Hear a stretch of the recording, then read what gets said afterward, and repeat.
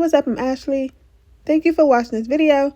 And today, we're going to be talking about From Season 2, Episode 7. And let's get started. So when it first comes on, Christy confirms to Fatima that she is indeed fact pregnant. And Fatima is not happy to hear this news. She seems worried. While Christy is excited for her, but Fatima is telling her that she cannot tell Ellis yet. She's so freaked out that it's suspicious at this point. Then Kenny walks in and lets them know that the sun is coming up so they can go outside and handle this monster. So they all go outside, including Ellis, even though he has a big old stab wound in his chest and can barely breathe. He's like, I'm gonna go outside too. And just look at these fingernails. Imagine going to the nail shop and someone saying, I want this, do it just like this. Fatima says, what should we do with it? Then here goes Kenny the biatch saying, we should burn it. Burn it? That doesn't make any sense. That don't make no sense. Everyone thinks that's ridiculous except for biatch Kenny. But Boyd leaves the decision up to Christy, and Christy's like, let's bring it inside. Let's dissect this thing. And Kenny's like, no. Quick theory,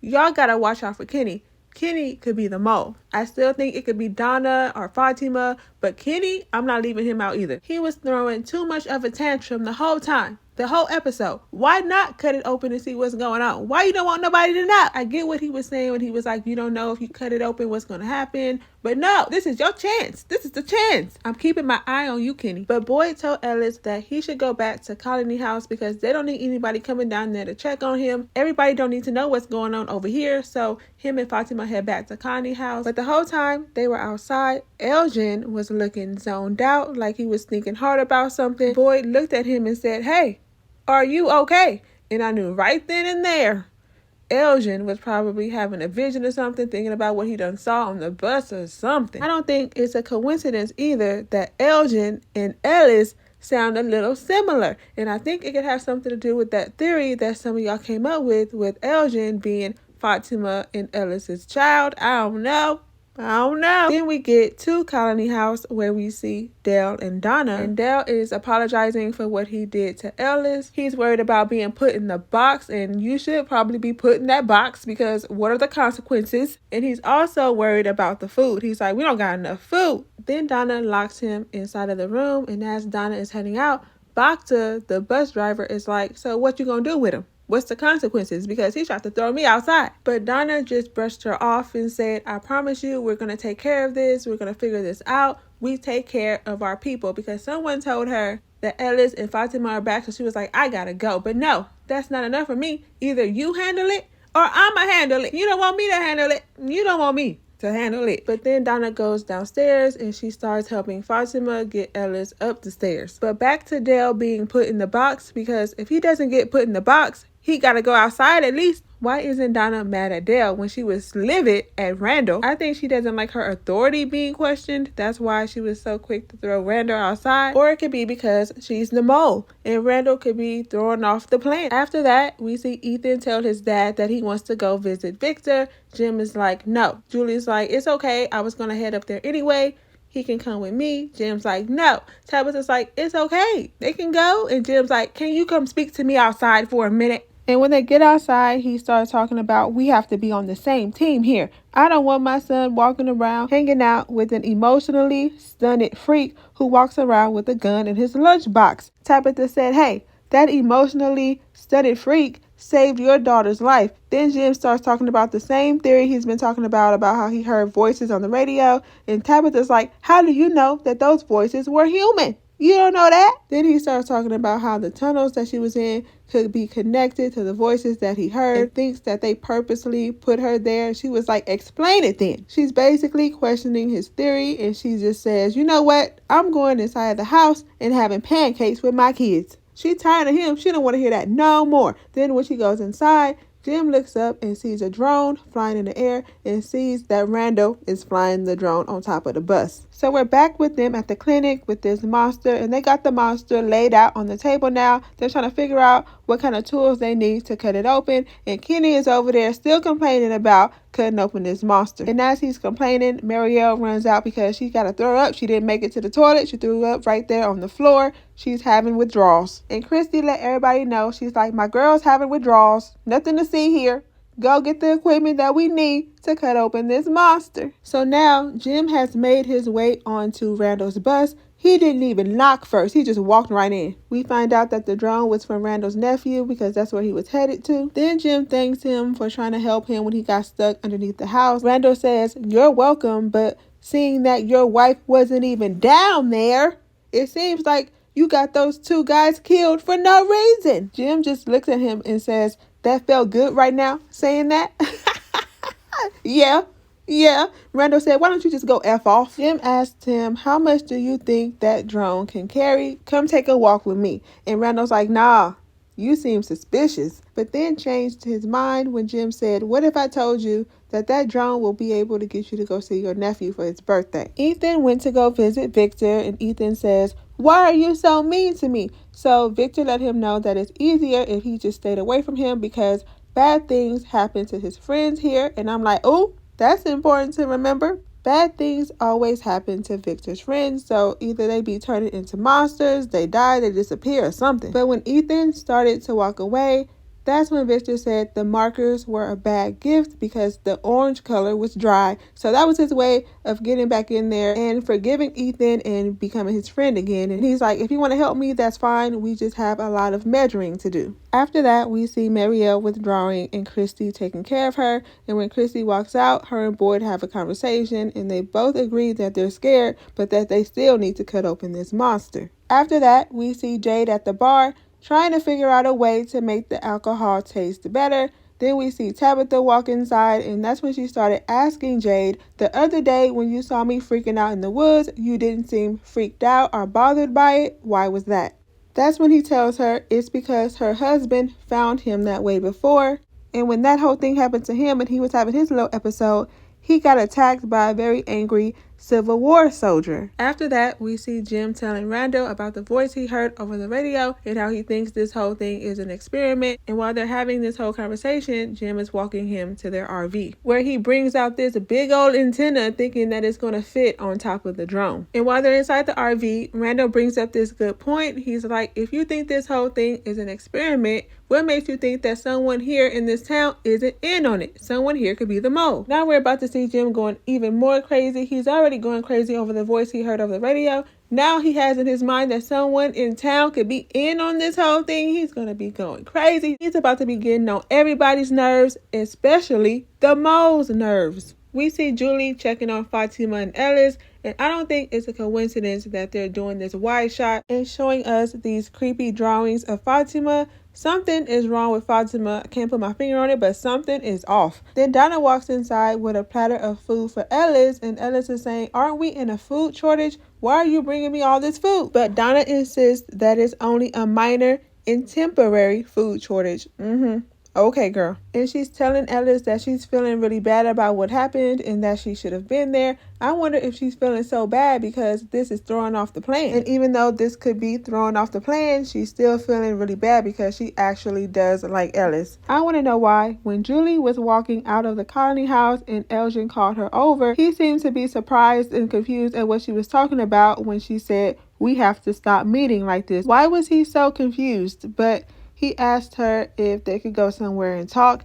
Then we get back to the clinic and they start to cut open the monster. They gave us a little jump scare when Christy started to cut him open. I said, "Ooh," but Christy said, "Don't worry, it's just the nerves." Thought he was about to get up off that table. But that whole jump scare scared Kenny right on out of there. He ran outside and Christy ran after him. When he got outside, he started being a whole biatch simp Kenny. He keeps going on about how this could be dangerous. We don't know what's going to happen if we cut him open. But yeah, it does make sense, but we got to cut him open. Shut up. Just shut up. And when Christy is telling him that we're in this together, he's like, "No, we're not in this together anymore since Marielle is back. I mean, I'm happy that she's here, but no, I love you. I want to see you happy, but I can't go in there with you." Now we see Marielle waking up and walking through the clinic, and when she's walking through, she sees the monster. That's when Boyd comes out. He's like, "What's wrong?" And he starts shooting up the monster. And as Boyd is shooting up the monster, Marielle looks to her left and she sees the music box. So I'm like, there go that music box again. What What is up with that music box? But then we realize that it was all a dream. We see Marielle waking up from it. And maybe since Marielle is detoxing now, she's able to see things around her that she wasn't going to be able to see before when she was always high. That could be a blessing and a curse all at the same time. Let me know if y'all have any theories on Marielle seeing this music box. We see Donna and Fatima, and Donna is telling Fatima that it looks like the plants are growing in poisoned soil. I feel like that could be some sort of parallel, and that line could have something to do with Fatima being pregnant. But right after that, Fatima does let Donna know that she's pregnant, and Donna is so excited for her. Fatima is, of course, not. And Donna's like, why are you not excited? And then she starts to kind of insinuate that, wait, hold up. Is Ellis not the father? Fatima said, of course he is. Donna just wants some drama. I would have threw one of those plants at her, trying to call me a ho ho ho. Fatima goes on to tell her it's just that she was told that she's not able to have kids. But Donna just keeps going on about how it's a miracle. But I think Fatima could be pregnant with some kind of demon baby or some kind of monster child. And the episode is titled Belly of the Beast. So I feel like the title has something to do with Fatima, and it's calling her a beast. A beast! Could Fatima be a monster in disguise? Which is going to bring me to something to mention at the end of this video. We get back to the bar where Jade is telling Tabitha about Christopher. He shows her the picture. Then Jade starts to point out Victor in the picture, but before he even said it was Victor, Tabitha was like, yeah, that's Victor. He was like, dang, that took me a long time to figure out. So they get to talking. This is what should have been done a long time ago, but people are finally starting to talk to each other in the show. So she's asking him if his visions are different every time. He says, yeah, except for the symbols that he sees. Tabitha tells him that she always sees kids, but they're terrifying. She forgot to mention that they're bald-headed, walking around barefoot in nightgowns. She also told him that she thought she was being punished because she lost her son Thomas when he was just a few months old. Then she's like, I'ma head out. And as she's walking out, she sees the symbols that Jade's been talking about in this notebook. And she told him that she's seen these same symbols on the walls in the tunnel. Jade was like, what tunnel? So I feel like maybe in the next episode, we'll see Jade and Tabitha going inside of that tunnel and finding out more information. At least that's what I'm hoping. We get back to Victor and Ethan. And Victor points out the fact that the leaves are falling from the tree. Ethan's like, so what? That always happens. But Victor tells him things don't usually change here. And if they do, that usually means that it's bad.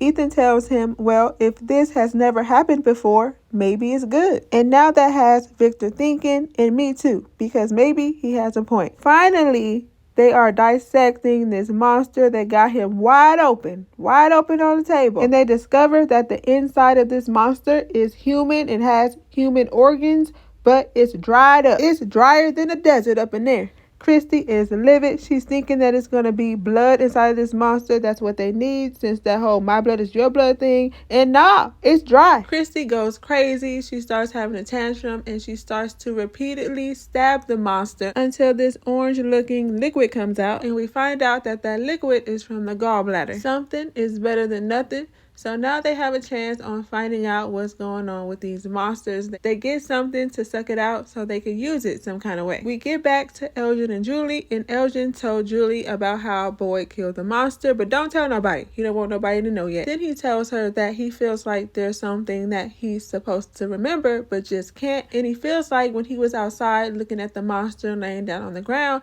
that he was supposed to remember something specific, but he couldn't. So Julie tells him whenever she's feeling stressed, she gets inside of the tub and lets the water get up to her ears and just breathe and think. And that's going to lead me to something else later on. And we just see Fatima going up to Ellis and telling him, there's something I need to tell you.